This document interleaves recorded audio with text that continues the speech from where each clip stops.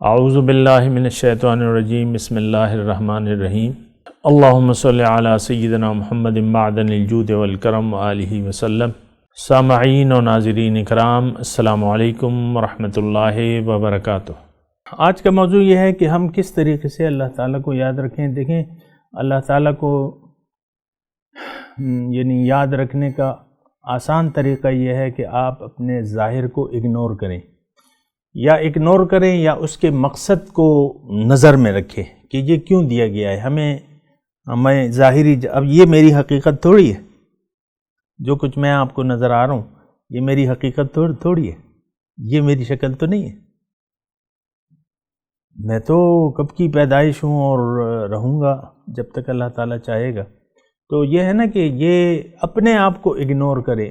کیا مطلب؟ ظاہر کو اگنور کریں، ظاہر کو نظر انداز کریں، ظاہر کو اتنی اہمیت نہ دیں۔ وہ انتظام تو سارا اللہ تعالیٰ نے، آپ کی موت، حیات، رزق، سب کا اللہ تعالیٰ نے فیصلہ پہلے کر لیا تھا، کائنات کی تخلیق سے پہلے، کہ یہ جو ہے 1956 میں پیدا ہوگا اور موت کا بھی وقت ہے اور یہ بھی سارا۔ لیکن ایک چیز جو ہے جو کہ معلوم ہے اللہ تعالیٰ کو، لیکن یہ اللہ تعالیٰ کا فیصلہ نہیں ہے کہ میری آخرت میں جگہ کہاں پہ ہوگی۔ انسان خود اپنی جگہ، صرف یہ فیصلہ، یہ کہ اگرچہ معلومات ہیں اللہ تعالیٰ کو، لیکن یہ فیصلہ اللہ تعالیٰ کا نہیں ہے، یہ امتحان ہے۔ پھر اللہ تعالیٰ نے ہمیں سب کچھ دیا ہے، اپنا راستہ بھی بتا دیا ہے۔ وَقُلِ الْحَقُّ مِن رَبِّكُمْ فَمَنْ شَاءَ فَلْيُؤْمِنْ وَمَنْ شَاءَ فَلْيَكْفُرْ۔ اللہ تعالیٰ نے فرمایا کہ حق تو اللہ تعالیٰ کی طرف سے ہے، آگے ہے، اب جس کا جی چاہے وہ لے لے، جس کا جی چاہے اگنور کر دے اسے۔ تو کس طریقے سے اللہ تعالیٰ کو یاد رکھیں کہ آپ اپنے آپ کو پہچان لیں، اپنی حقیقت کو پہچان لیں، اپنے آنے والے کل کا خیال رکھیں۔ یا ایھا الذین آمنوا اتقوا اللہ ولتنظر نفس ما قدمت لغد۔ اے اللہ تعالیٰ فرمایا، اے ایمان والو، اللہ کا تقوی اختیار کرو، اور چاہیے تم میں سے ایک یہ دیکھے کہ وہ کل کے لیے کیا بھجوا رہا ہے۔ آج ہماری دنیا میں آج ہے ہماری، کل ہے قبر میں۔ تو اب اصل زندگی جو ہے وہ، ہماری زندگی جو ہے وہ، جب ظاہر کی آنکھیں بند ہوں گی تو پھر باطن کی آنکھیں کھل جائیں گی، تو وہ زندگی اصل ہے، وہاں ہم نے رہنا ہے، چاہے اچھا انجام ہو یا برا انجام ہو، رہنا وہاں ہے۔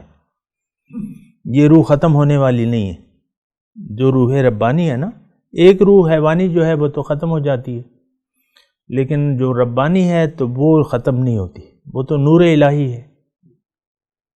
تو نور تو اللہ تعالیٰ کو تو وہ نہیں بجھتا نا، تو وہ نور الہی۔ تو اب یہ ہے نا کہ ہم کس طریقے سے اللہ تعالیٰ کو، میں کہہ رہا ہوں کہ یاد رکھیں، کہ وہ طریقہ یہی ہے کہ ہم اپنے آپ کو پہچان لیں، اپنے ظاہر کو باطن کے لیے استعمال کریں، بنیادی طور پر ظاہر کو باطن کے لیے استعمال کریں، سب کچھ کریں لیکن باطن کے لیے، یعنی اللہ کے لیے، جو کام بھی کریں اللہ کے لیے۔ اور وہ آسان طریقہ یہ ہے کہ آپ اللہ کو منزل بنا کے اللہ کے بتائی ہوئے راستے کے مطابق اپنی زندگی گزاریں، تو آپ جتنے بھی مصروف ہوں، آپ کی منزل کا تو تعین ہو گیا ہے۔ اب آپ ایک ایسی گاڑی میں، اگر آپ اللہ تعالیٰ کو منزل بنا کے کسی رہنما کی رہنمائی میں اللہ کے راستے کا سفر شروع کر دیتے ہیں، تو اب پرواہ نہیں ہے اس بات کی کہ آپ کتنے مصروف ہیں، ہر مصروفیت کا اجر آپ کے لیے لکھا جا رہا ہے۔ کھانا کھا رہے ہیں، عبادت ہے، پیسے کما رہے ہیں، عبادت ہے، بچوں کے ساتھ بیٹھے ہیں، عبادت ہے، بیوی کے منہ میں لقمہ دے رہے ہیں، عبادت ہے، بیوی سے میٹھی میٹھی باتیں کر رہے ہیں، عبادت ہے۔ مثال کے طور پہ عرض کرو، ہر کام جو ہے عبادت آپ کا بن جاتا ہے، تو مصروفیت تو اچھی ہے۔ یہی طریقہ ہے اللہ تعالیٰ کی یاد کا، کہ آپ دنیا میں جو زندگی ہے اللہ کی مرضی کے لیے اللہ کی مرضی سے گزاریں اور اللہ کے لیے گزاریں، اللہ کی مرضی سے اور اللہ کے لیے۔ تو حقیقت میں یہ ہم اللہ کے لیے کرتے ہیں، لیکن در حقیقت یہ جو کچھ بھی ہم کرتے ہیں یہ اپنے لیے کرتے ہیں۔ وَمَنْ شَكَرَ فَإِنَّمَا يَشْكُرُ لِنَفْسِهِ، جس نے شکر ادا کیا تو وہ اپنے لیے فَلِأَنفُسِهِمْ يَمْهَدُونَ کے الفاظ ہیں، یہ اپنے لیے کچھ بہتر کر رہے ہیں۔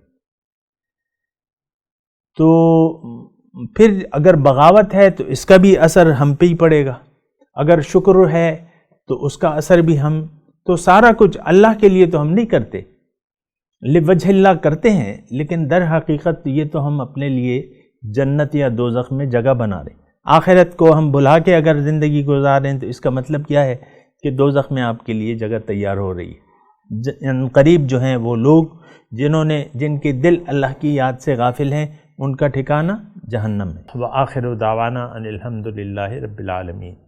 مولایا صلی وسلم دائما ابدا علی حبیبک خیر الخلق کل